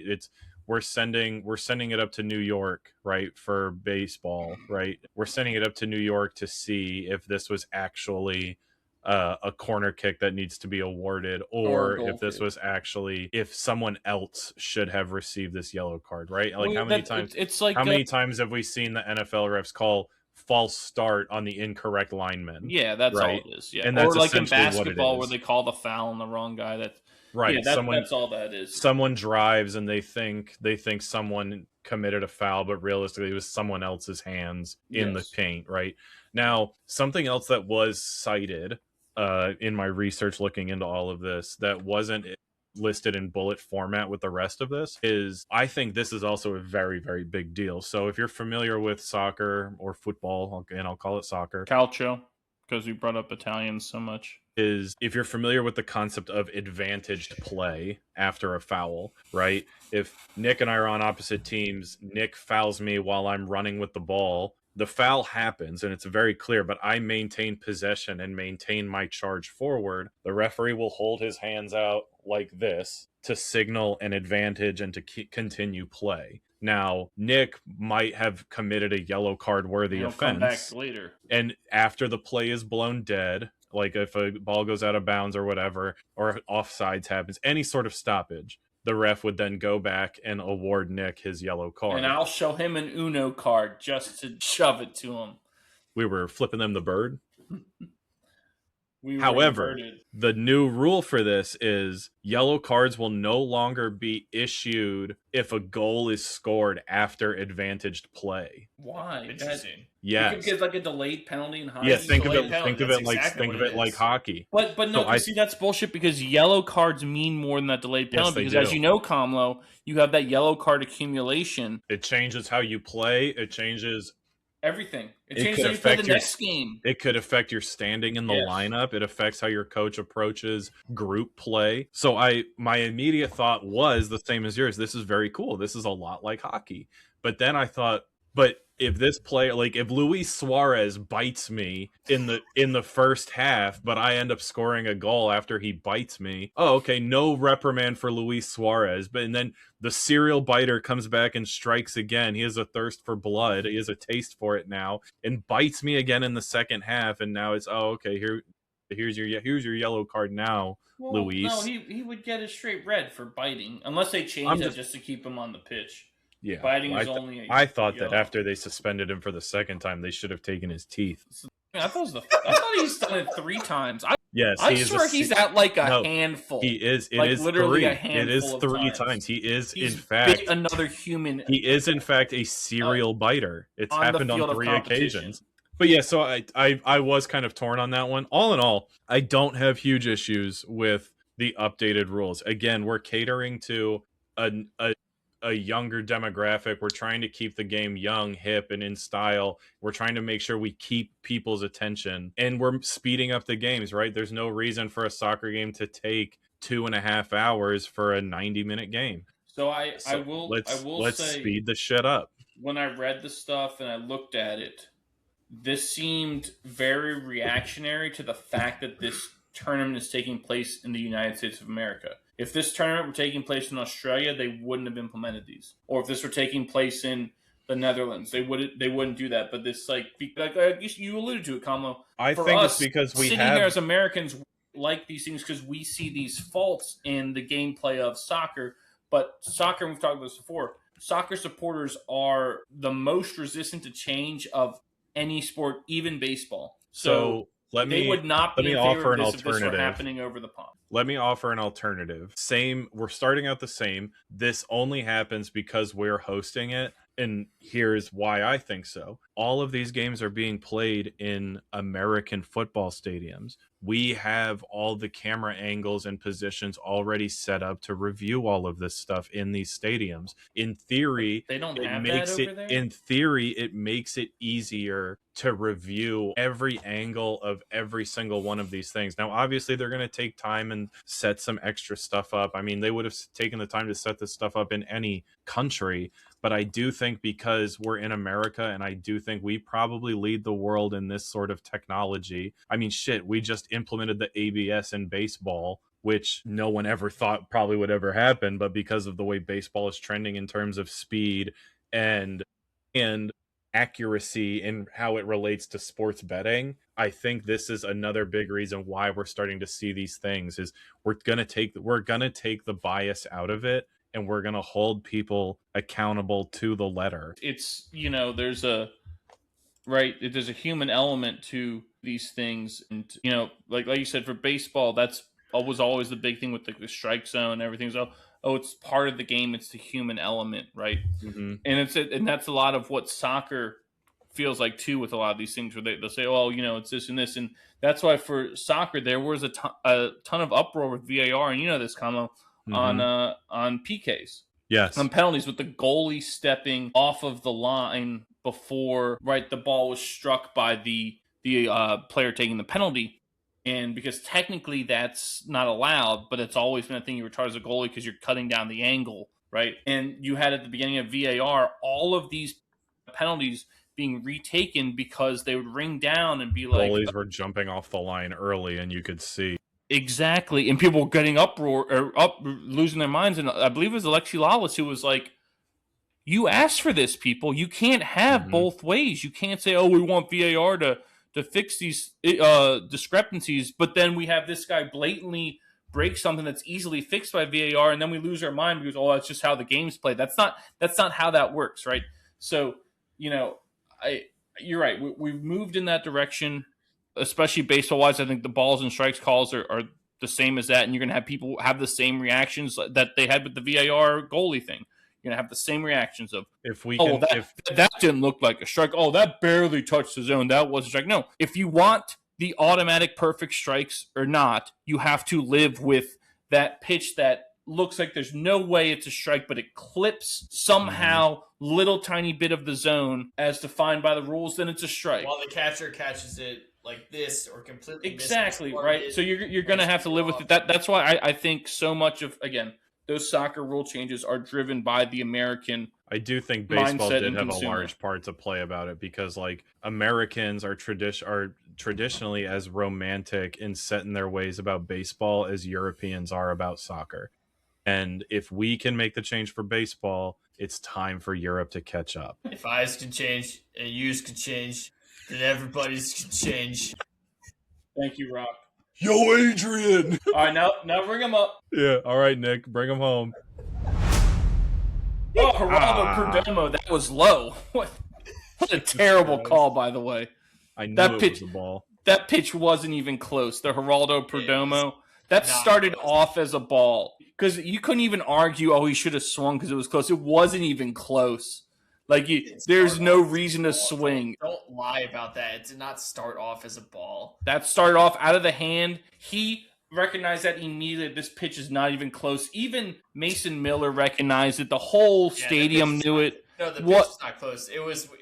What'd you say, Kamala? It was apple bottom jeans, loose with the fur. Low. Or low. Yes. It was terrible. T-Pain Flow Rida. That was arguably the least excited I've ever been for a United States victory in anything. Because I was just like, kind of took it out of you. Like it was like, I guess that wasn't a strike. I guess the game's over. We won. Like, okay. But you could see the reaction by our entire team. Everyone. They all just kind of went, "Oh, we won." Yeah. Like, oh, okay. Yes. All right. So my strike was for the Players' Championship at TPC Sawgrass. We had reporters in the field there, David and Bailey Barnfind, who also got married on the grounds of TPC Sawgrass, which was super awesome and super cool. Entering the final round, coming into Sunday, Ludwig Aubert had a 3-shot lead, but he relinquished that quickly on the back nine after multiple disastrous tee shots, and that set up kind of a championship push back and forth with Matt Fitzpatrick and Cameron Young. Why do they even put water on the course if you're not supposed to hit it there? Because it's fun. We're having fun. This is fun. I just try to hit it in the water. You want to spar with your brother? Not you, and not you. Well, Fitzpatrick was looking to become the first Englishman to win the Players, which is shocking to me. That's no ridiculous. English golfer has ever won the Players' Championship. That blows my mind, right? For the laundry list of fantastic English golfers. So he was up one stroke heading into the famed par 3 17th Island green. Fitzpatrick hit a nice tee shot, landed it in the center of the green, very safe, right? But then Cam Young comes up and hits one just on the right side of that ridge on that Sunday pin placement and rolls it right down to really a couple feet, it felt like, from the hole. Knocked that in for birdie. Fitzpatrick made par, all tied up heading into the final hole, the long 18th hole that wraps around the water there. Cam Young comes up and hits arguably the drive of his life, hammers a little baby draw, 375, I believe. Just perfectly takes it with no risk of anything, no risk of going into the pine needles on the right, no risk of going into the water on the left. Just like the boy you love to say, you define the moment or the moment defines you. That's what that shot felt like, because then Fitzpatrick comes up and hits his into the pine needles, and Fitzpatrick makes bogey. Cam Young saves his par and wins this victory, giving him, really the biggest victory of his career, finishing at 13 under. What a great, like, watching that, I kept thinking of that quote that you love to say, boy, that you define the moment or the moment defines you. That's what Cam Young did on those last two holes. Those last two holes, he played those as well as really you could possibly play them, and did it in crunch time, the biggest time, knowing that it's him and Fitzpatrick, that Aubert and everyone else. Yes, Schauffele was in the clubhouse, I think, already at like 11 under.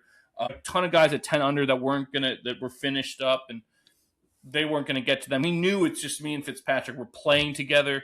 Mano Imano steps up when the lights were brightest and delivered you could just watch those 2 holes the whole tournament and you would have been satisfied. That's how well played those 2 holes were on an incredibly difficult course and 2 incredibly difficult holes. And we watched so many golfers, not just on Sunday, not just this week, but over the years falter on. And to see Cam Young step up like that, that was awesome. That was fantastic. It was always, he played always the bridesmaid, never the bride type of thing until he got his first victory last year. I think it was the Wyndham Championship, I believe, late last year. And then the Ryder Cup, I believe Cam Young played pretty well for the performance of the whole U.S. didn't play well in that. But just to see that, it made it look like, okay, turn the page here. Cam Young is one of the names to stay. Cam Young should be a contender in these majors coming up. That's what it felt like. Do you think he defines the moment as well as he does if the guy he's playing against doesn't have the last name Fitzpatrick and let's say it's Scheffler? Because that's kind of where you go. Now you're playing SEC hypotheticals, Mr. Texas Scheffler. That's all that is. I mean, you know what? Indiana played so well, but you know what? If they played Alabama and Auburn and Texas every week, they would have never done this. No. If you have the stones to get to a playoff, I don't think it matters to an extent who you're playing against. I think you just need to stick to it and play your game. I mean, we saw it. That's the mental dilemma of golf. But we saw it last year when JJ Spawn played Rory in a playoff at the Players. Rory, I don't think JJ Spawn gave a shit that it was Rory. He gave a shit about what club Rory reached for on 18. It was more gamesmanship than notoriety, I think, that played a difference there. And so I think that by the time you get to a playoff, you have to have the mindset of... They weren't in a playoff. They weren't? No, that was just the 18th. They so I think tied. I think that... So essentially, it was a playoff. Yeah.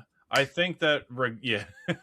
This is 12 hitting 13. Dropping 12, hitting 13. Someone tell this clown doesn't have to hit it from there. I think that if you have the stones to get to a playoff, you just have to have the killer instinct to be like, I earned my spot here. I deserve to be here. And I'm going to do what it is that got me here. As the great Bill Raftery would say, because it's March Madness, onions! Yes, yeah, you have to have some onions from Cam Young. You have to have the onions to put the ball in play and put it in a good spot. Onions. Yeah, I mean, I think again, hats off to Cameron Young. That's fucking awesome. He's also sponsored by the MLB. Yes. Yeah, his family's friends with the commish. I think they were members of the same country club growing up or something like that. Yeah, I think he said it's the only sponsor he was given. Yes. No one else starting out. Yeah, starting out. I think some of the other cool stories that came out of the Players, not necessarily cool stories, but some of the big headlines that came out of the Players was Ludwig Oberg chokes on Sunday yet again, because we saw this from him, I think, a couple times last year. And what is going on with Scotty? I mean, I think he shot last year.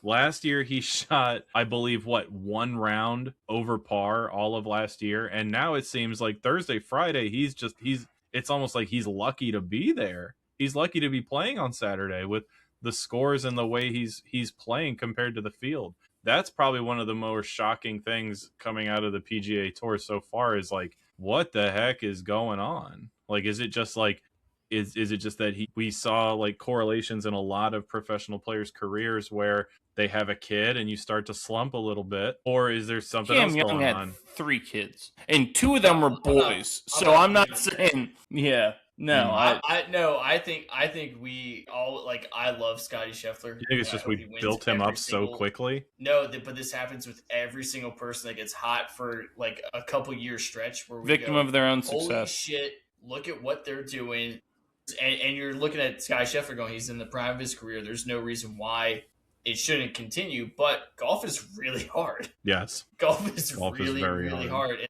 And I believe he'll get back to winning. Have faith in him, but you also go, golf is very difficult. We've seen it with so many guys like Spieth and Thomas and a lot of other golfers where you go, wow, this guy looks like he's going to be the next great golfer. He's going to challenge yeah. all these records, and then they all of a sudden 2 years later they're nowhere to be seen. So yeah, I think I believe in Scotty.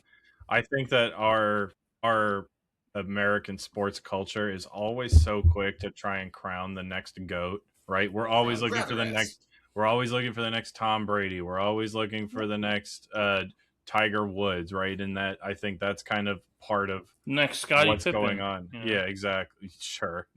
So the last cool thing that I saw coming out of the players is, I mean, it's been going on all season. I just haven't really had the window to bring it up. Is let's talk about Tommy Fleetwood for a second. So if you're not aware, Tommy Fleetwood is in golf what's called an apparel free agent, meaning I love it. Yes. he doesn't have a clothing sponsor. He's not with Nike, he's not with Adidas, he's not with the whatever, FootJoy, Tom Hogan, Malvin, whatever. Yeah.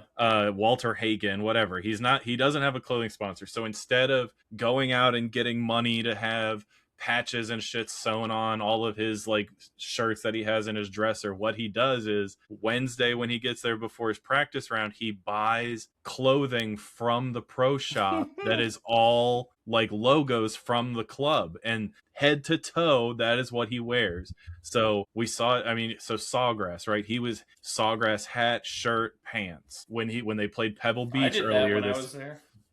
After a Yeah, couple I mean, drinks, who wouldn't? went and got his Sawgrass hat. You still show up in your Sawgrass stuff every time we play golf. I'm pretty sure you wore Sawgrass stuff to Pinehurst. You wore your Pinehurst hat the second day you got it in Sweat through it. weather and sweat through it. You can't tell. But he's been doing this at every club that he's played at, and he's not stressed for the money. He doesn't need a clothing sponsor. Instead, he very admittedly says, like a lot of the logos for the courses we play are history, right? There's a lot of good history there. They're good logos, and the clothing is now like top tier, high quality. The only difference from what I was wearing last year to this year is just the logo on it in terms of quality of material. It's like, so I'm going to give the clubs their shout out. I'm going to give them their props. And so he's been wearing head to toe country club apparel. And I think that is so fucking cool. Really, cool. I think that's probably one of the coolest things that Tommy Fleetwood has ever done. I feel like there's a ton of marketing that could be done by every club in every course that they're going to play. Like, there's so many things that you could do. This is the year where you would want to push for some like charity tournament or some like off-brand or some off tournament that's going on, the Invitational, right? We talk about how like a lot of country clubs, if they're not the US Open, don't really like being the Players Championship venue. This is the year you want to be the Players Championship venue because Tommy Fleetwood's going to show up and wear your stuff. That's so fucking cool. He's going to wear the Donald Ross shirt that has your emblem on it. He's going to wear the Peter Millar hat that has your emblem on it. I think that's so fucking cool. Yeah. That's awesome. Yeah, I love that. It is fun. I like it. All right, moving on to our favorites segment, brought to you as always by One Legacy Title and Escrow in Jacksonville, Florida. Visit them at onelegacyflorida.com and follow them on Instagram at onelegacyflorida to see how they can help you with your next house closing. One Legacy Title and Escrow, because your legacy matters. This week, in honor of the beginning of March Madness, we went with our favorite March Madness players of all time. So not necessarily our favorite college basketball players of all time, but favorite players who showed up during the big dance. Who would like to go first? I'll go.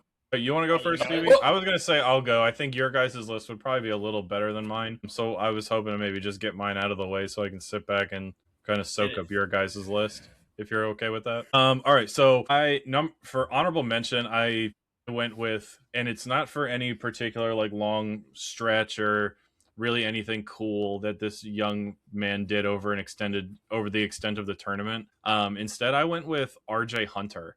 And the game winner he hit in 2015. Georgia State? Yes, it was with his Georgia dad, State. Who yes, and hurt his leg and he falls off. Yes. I thought to hit that shot in front of your dad, and then like to have your dad just hobble and cripple. That's a great call. I think that was such a cool moment Yeah, I really enjoyed that, and that was one of the first things I thought of. And unfortunately for RJ Hunter, because I'm sure he's listening with like very much a lot of intent to see where he falls on this list. The other 5 guys I got, I think, are better. But RJ Hunter, Didn't honorable RJ mention. Hunter make it to the NBA? Didn't he get I drafted? believe so. Probably. He also had a couple of like time, like a few clutch moments in that game. Like it wasn't just that shot; it was like a series. It was the shot. It was dad falling over, and it was also the announcers. If you remember, the announcers leading up to that shot were like, "There's 7 seconds left. What are you doing? Drive the paint and tie the game. Drive the paint and tie the game." And he dishes, rolls off the screen, gets the ball back, and buries one from deep for the winner. It was awesome. I am glad you brought that up though, because like the drive, like you gotta drive, you gotta do this or whatever. Some guys don't do that. Yeah, like, let's look at that young man from High Point. You have to play your game. Yeah, exactly. You have to play your game and know what your strengths are. That you play to your strengths in those moments. If your strengths are driving, great. But if that's not your strength, that's a much worse shot than you taking a contested 3. Oh yeah, like it depends 100%. on who you are. 100%. So I'm glad you brought that up. Number 5, give me, and this is kind of a cop out, right? You could make the argument that I should switch him with RJ Hunter, but for number 5, give me Steph Curry, Davidson in 2008. So obviously Steph Curry, household name, but March Madness, I think, is kind of where this legend begins, right? The legend and the aura of Steph Curry begins March Madness. Yeah. So that's why he's in the 5 spot, because that was kind of the first step on the stairway to heaven. Number 4, give me Buddy Hield. Buddy Hield. Okay. Buddy Hield, Oklahoma 2016. Javon Carter shut his ass down. Yeah, I mean, that's fair. But I mean, like, you want to talk just an absolute scoring explosion filled with huge moments. It felt like he was dropping 35 every game in that tournament. It was incredible to watch. So, Buddy Hield, Oklahoma 2016. Number 3, very, very recent. Did I just watch Will Smith swing and miss on a pitch that hit him? Yes. Wait until you get to the replay because you're 4 pitches behind. Wait until you get to the replay. That's like Benny Agbayani when he swung and missed and he got hit right in the testicles. Back to the list. That? So number 3, this was very recent. We're gonna go back to 2022. It was the hair. It was the mustache. It was Doug Edert of the St. Peter's Peacocks. You want to talk about an assassin when March Madness came around? Give me Doug. Calipari. He destroyed him. The mustache, the buckets, the swagger. I mean, he was the face of a historic 15 seed. A run from a 15 seed for St. Peter's. I thought that was incredible. That was so much fun to watch. I mean, that guy was doing it all. I'll let him fly. Yeah, exactly. How many times did we say that when St. Peter's was on the TV? I think we watched the movie. Yes, I think we did. We were just rip shit trying. Put it on. We're saying it enough. Put it on. Number 2, going back to Purdue in 2019. Purdue 2019. Anyone? Carson Edwards. Carson Edwards. That's right. We're going to Carson Edwards. I mean, who did he lose to again? What a performance from Carson Edwards. Thank you. But he went nuclear against UVA. He scored 50 points. He was 42. Banking in 3-pointers over like 3 guys. This kid couldn't miss for a 2-week stretch. It was 42 against Nova. It was 42 against Virginia. I mean, Carson Edwards, what a moment for the young man, right? Yeah, think about doing that against Jay Wright and then Tony Bennett. Yes. Yeah. Like, that's the thing, too. It's not like it was, as the boy likes to say, the little sisters of the poor. It's 2 Hall of Fame coaches. And then in the number 1 spot, this was more recent than all my other picks. He looked like a guy that you would pick up on your rec league team at the Y, a guy who just was sitting on the sideline trying to get 4 other dudes to play with him. Give me Jack Golke. Give me Jack fucking Golke, bro. Oakland? That guy, the Oakland Golden Grizz. That guy was so much fun to watch. He lit up Kentucky. 10 threes he hit? Yeah, he looked like a rec league guy, but Didn't he played like 20? Wasn't he Klay 10 Thompson. for 20? Yeah, he just kept. So awesome. He was a bucket. By the way, there's 2 guys on your list, I believe, that took out Kentucky and Calipari. Yeah. Right? He was it's impressive. It's impressive. What I love about that is that it's Doug Edert and it's Jack Golke, the 2 most unassuming You passed guys those. that just destroyed the blue chip 5 stars that Kentucky Those are the has guys. as one and Those are done the guys NBA that like. guys. Those are the guys before their moment in the tournament were probably going to class in person on campus. Yes, After the tournament, no fucking way. Those guys were probably getting mogged on campus. I mean, they were celebrities.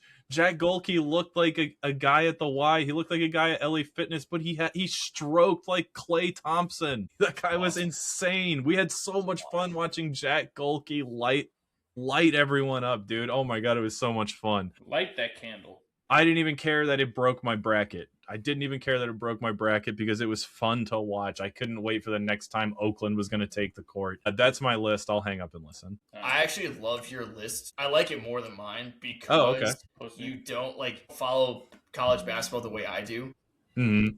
So like I have, you know, my certain teams. I've got my certain players that I'm like all in doing all these different things. And you're like, you show up March Madness and go, this guy's fucking awesome. Yeah. Like, let's go have ourselves a time. I don't care about anything that happens before Selection Sunday. I care about like what we and all of these guys for the most part. I'm watching from November to March. With the exception of RJ Hunter, Buddy Hield, and Steph Curry, these are all guys that we've watched together, probably at your house or your apartment. Yes. Just rip shit drunk, having their lives. And I think that also played into just the aura of it, right? It's a group of bros slamming natty bows and watching these guys just fucking light up the tournament. It's what March is all about. That's true. All right. Just a bunch of guys sitting around chewing gum. Yeah, and we're what the holidays are all about. And we're drinking a beer. All right, so I'm going to start. I have a couple honorable mentions here. My first one is Bronson Koenig. No, that's a good one. Out of Wisconsin. He was the guard for the back-to-back for Wisconsin teams. What a big shot clutch player. He hit multiple clutch shots on the way to both those tournament runs. He was awesome. He was a larger guard, probably 6'4", 6'5"-ish. He had like a way about him, the way he played, that I just loved. I was a huge Bronson Koenig fan. I think he was extremely underrated on those teams and in college basketball in general. So Bronson Koenig, he's in there in my honorable mention. My next honorable mention is Gordon Hayward. I feel like I have to put him on this list because that was, again, back-to-back Final Four runs. These are teams that didn't win it all, like, unfortunately, but Butler, taking Butler to the Final Four back-to-back years is unbelievable. National championship back-to-back years. National championship, yeah. That's Gordon nuts. Hayward, so good, and he was literally 3 inches away from winning a national championship against Duke. And Brad Stevens as the coach, who never gets enough plug as great of a coach as he was, because of the fact that he wasn't at Butler that long. Then he went to Boston and really didn't coach them that long until he was like, you know what, I'm done. I'm going to do like this advisor, GM, front office type of role. But man, you talk about just winning games. It's just guys as good as it got. Just doesn't have the longevity. Yep. So Gordon Hayward there in the other honorable mention. Number 5, Kamala, I'm taking one from you with this one, Carson Edwards, because of him lighting up UVA, and that was when you go how UVA is historically with Tony Bennett the best defensive team the last 10 years at that point under Tony Bennett, right? It was, this team is so good defensively. No one, like, he can't keep doing what he's doing, right? And even had Charles Barkley, I think, at the halftime going, well, how are you letting this guy just keep doing, like, scoring that many points? You got a double, triple team. They were sending guys at him, crossing half court, like, kind of getting away from what UVA does. They played, I think, 4 different defenders against him. Yeah, Keegan Clark. There was Hunter, like 4 different Jerome. NBA defenders. Yes, and he at the banked in 3 against Keegan Clark. I was like, it's just not UVA's. It's just not destiny. And then all of a sudden they had the crazy ending of the game, and it was. But when he banked in that 3, I was like, holy shit.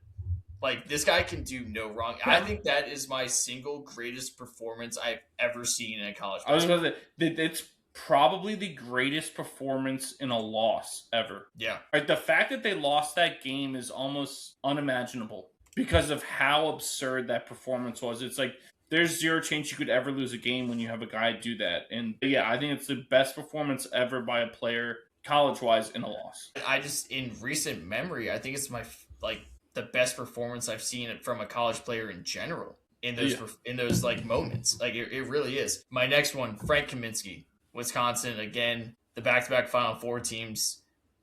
He was the star on that team. You did have Decker and Nigel Hayes and Koenig, obviously, as I alluded to, and Josh Gosser and a few other guys. But Frank Kaminsky was the star, and he destroyed Kentucky on that Final Four run, that undefeated Kentucky team. So another one where guys are just destroying Kentucky, so that's always fun. So Frank Kaminsky, phenomenal 7-footer, could do it all. My next one, Kevin Pitsnogle. Thank you. I'm not going to have no list is complete without Kevin Pitsnogle. It's a funny name. It is a funny name. Kevin Pitsnogle. By the way, he is a middle school principal in Martinsburg. Yes, I saw that. Yes.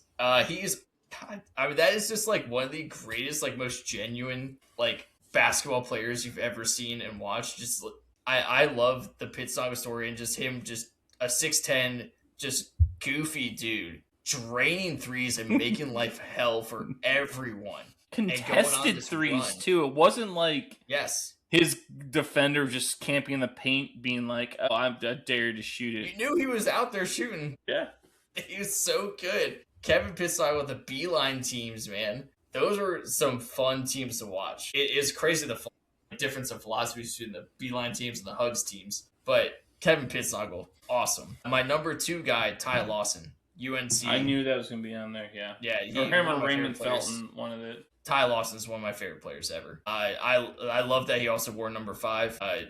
And that team with Hansbrough and Lawson, that national championship team, Lawson was the best player on that team. I know Hansbrough had like the numbers and the stats and the accolades. Lawson was the best player on that team. He was unguardable. And it was something about the smaller guards that he was faster than you, he was quicker than you, he was stronger than you. He would get to wherever he needed to get to. I absolutely love Ty Lawson watching him play. So he's in my number 2 spot. And my number 1, I think, Nick, you know it, it's Ty Jerome. It's always going to be Ty Jerome, my favorite college basketball player ever. Send it in, Jerome.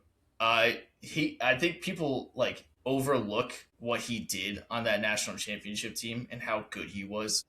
Yes. Because you see like the Hunter shot to tie the game against Texas Tech, Kyle Guy shooting the free throws against Auburn, all these like moments, the Kihei Clark tip against Purdue, and you're like, well, Jerome's not in any of those. But if you watch the game, Jerome's the best player on the court. Yeah. Every one of those games, I mean, maybe outside the Carson Edwards game. But he's the best player in UVA for those games, even with DeAndre Hunter. But Jerome, he's the one that made the pass to Hunter. He could get to wherever he needed to get to, and he was so skilled at scoring the basketball. 6'6" guard.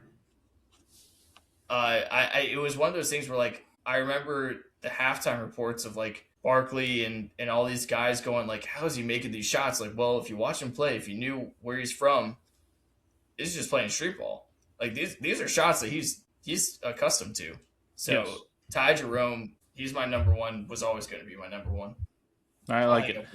I'm actually shocked at some of the omissions from your list, and I think I may have There's a lot of omissions that that I thought were shoo-ins for you. So I have 2 honorable mentions. The first one is Chris Jenkins from Villanova, just because of the shot he hit. I mean, it's arguably the biggest shot in the history of the NCAA tournament, right? I'm going to stop you right there, Nick. No fucking way. No fucking way. Throw the bitch shit, you sons of bitches. Let's go. Bryce Harper. Bryce Harper finally comes alive. Holy shit. He's been napping on first base for the whole tournament. Hasn't even got the batter's box yet. Lights up a 2-run homer to dead center field. He's taking his fucking time around the bases. My God. Hasn't even swung yet, you sons of bitches. He's elite. So far behind. He's elite. God, that is one of those things you're just waiting on him to do it. This is the true outcome things, though, that... Like, this is American grit. Get out. This is one of those things... It's over there chanting, willing the pitch to go out. Get out. There it is. 5 minutes late. Oh, my God. Bryce Harper. Bryce Harper. This is why he's on the team. The elite potential. All right, Judgy, come on. Sorry. Oh, my God. Yes, sorry, Chris Jenkins, arguably the biggest shot in the history of March Madness. The buzzer beater to win after the incredible Marcus Page Yeah. shot, like the whole sequence, all of that. I mean, it's arguably the best title game ever. That's exactly what I was gonna say. Is that the best national championship game? God, it felt like it. Really I know the UVA Texas Tech one, even taking all that was great. It went to hometown overtime. biases out of it. Yeah, went to overtime. That was well played. I don't know. I still take that Villanova UNC one. I think is the best national championship ever. I would agree with that. Was so good. But so that's why Chris Jenkins is on there, because that shot legendary. Next on my list is Jerry McNamara, my other honorable mention.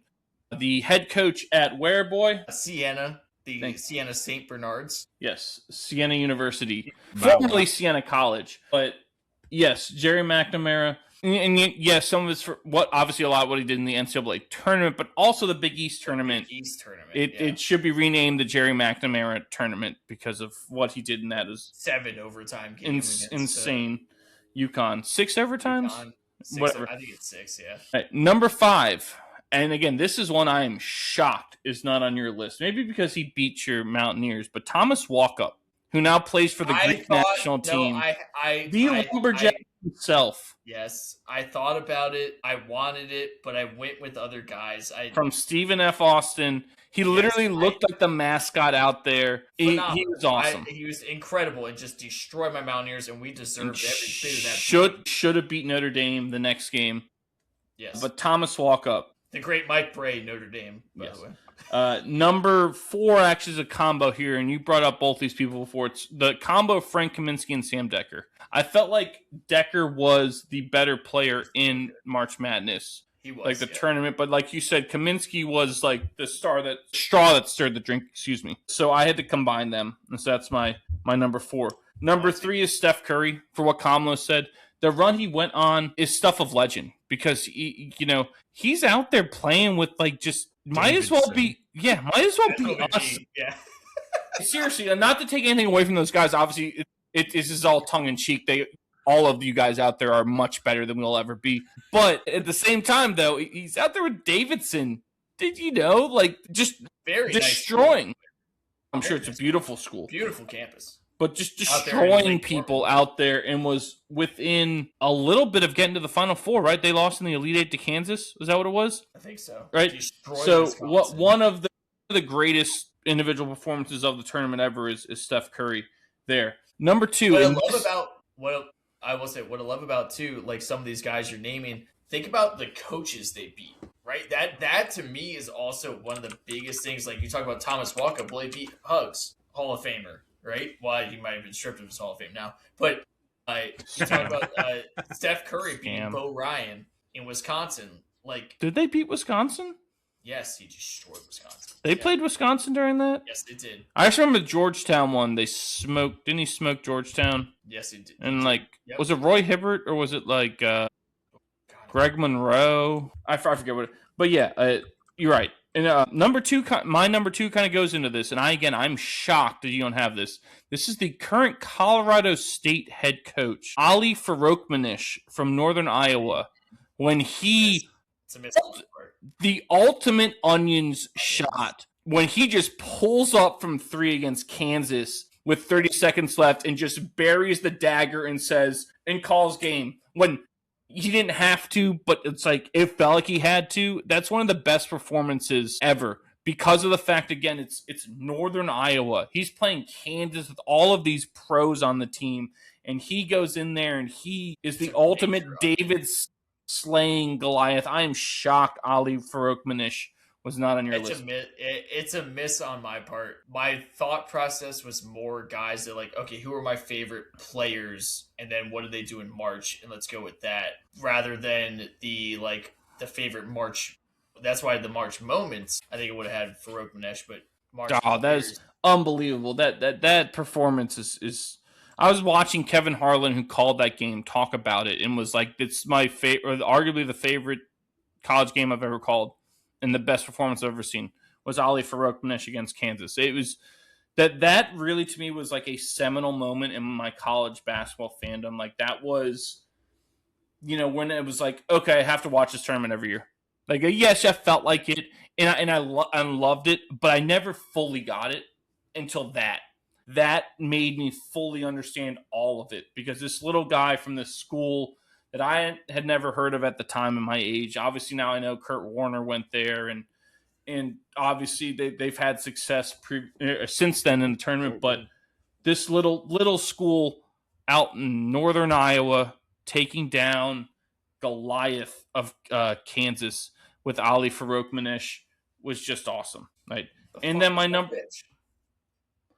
number one is the entire 2019 University of Virginia men's basketball national championship team. The entire roster. That's bullshit. No, fuck you.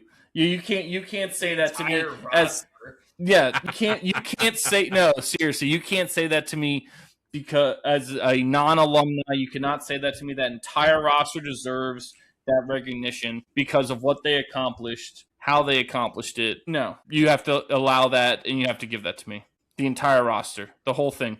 Kyle Guy, Ty Jerome, DeAndre Hunter, Braxton Key, Jay Huff, I believe, was on that team. Jack Salt, Kihei Clark. I don't know, maybe missed some people, but you gotta give that to me. You have to give it to me. The entire roster. Okay. Sorry. Seems outrageous. There were some West Virginia omissions I had. Joe Alexander, I thought. Missoula. Oh, I thought you had Joe Alexander on there. Well, Missoula came alive out of nowhere to beat Kentucky because he averaged like 3 points a game or something, and then had like 15 against Kentucky to beat them to go to the Final Four. Deshaun Butler, he's the big one. Going back to that though, I wasn't the biggest like West Virginia fan at that moment. Like Pittsnogle, I knew about because Beeline's like team. No, you didn't have to be a West Virginia fan to love Kevin Pittsnogle. Please, no Pittsnogle, right? And then you go like my years with like Javon Carter and Daxter Miles, like they were good, but they didn't have those moments. And Tariq Phillip, I was going to put him as like one of my favorite college basketball players, but he's not he wasn't a March player. So Tariq Phillip though was going to be one of my guys. I like it. But yeah, that's all I got. Moving on to our last segment, our What to Look For, brought to you as always by VB Cookie Co. Looking for the perfect way to stand out at the next event you are hosting? Well, custom cookies are a timeless way to have everyone still buzzing even after they leave. Look no further for your cookie needs than VB Cookie Co. Follow them on Instagram at VB Cookie Co. and message them to order yours today. Whether it is a bridal shower, birthday, engagement, or baby shower, their team will work with you to make all your cookie dreams come true. VB Cookie Co. for the sweetest moments. Kamala, give the people something to look for. His mic's not working. He's out. Not working at all. Or are you choking? Are you choking? Is that what you're saying? He's choking in the moment. It's the biggest moment. He's choking. He's dying here. He's dying. Oh, okay. He's all right. I'm with you, Alan. College basketball is. Oh, he's out. Yeah, exactly. They're challenging it, by the way. Okay, he was out, right? I don't think he was. Oh, really?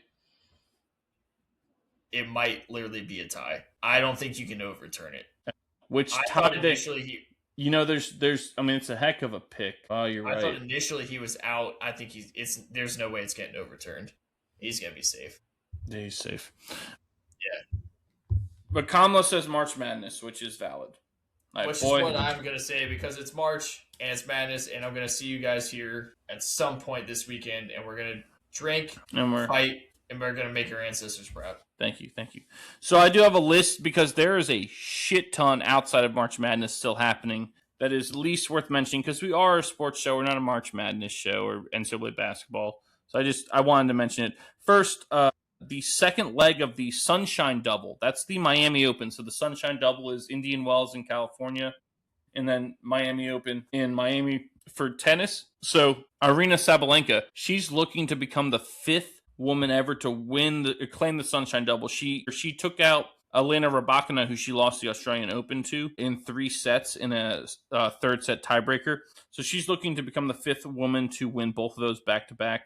But I do want to bring up here when Sabalenka won Indian Wells, they asked her, "How are you going to celebrate?" And she said, "Quote, espresso martinis in 5 guys to go," because she had to get on the plane and get to Miami because that tournament's starting now. Her finals on Sunday. So espresso martinis and 5 guys to go. I love it. I needed to mention that.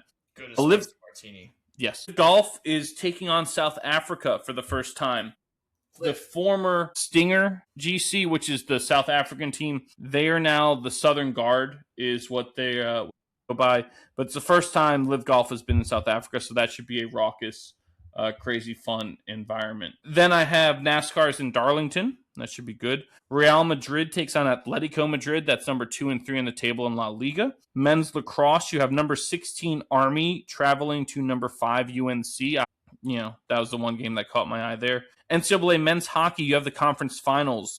Most notably, number 19 Ohio State versus number 1 Michigan for the Big Ten, and then number 6 Minnesota Duluth against number 4 Denver for the NCHC, which I'm not fully sure what NCHC stands for. And the last one here is the NCAA Women's Frozen Four. Number 5, God damn it, you're late. Number 5 Northeastern takes on number 1 Ohio State in one semifinal. The other semifinal is number 3 Penn State versus number 2 Wisconsin. The semis are Friday and the championship is on Sunday. Anything else before we wrap this up?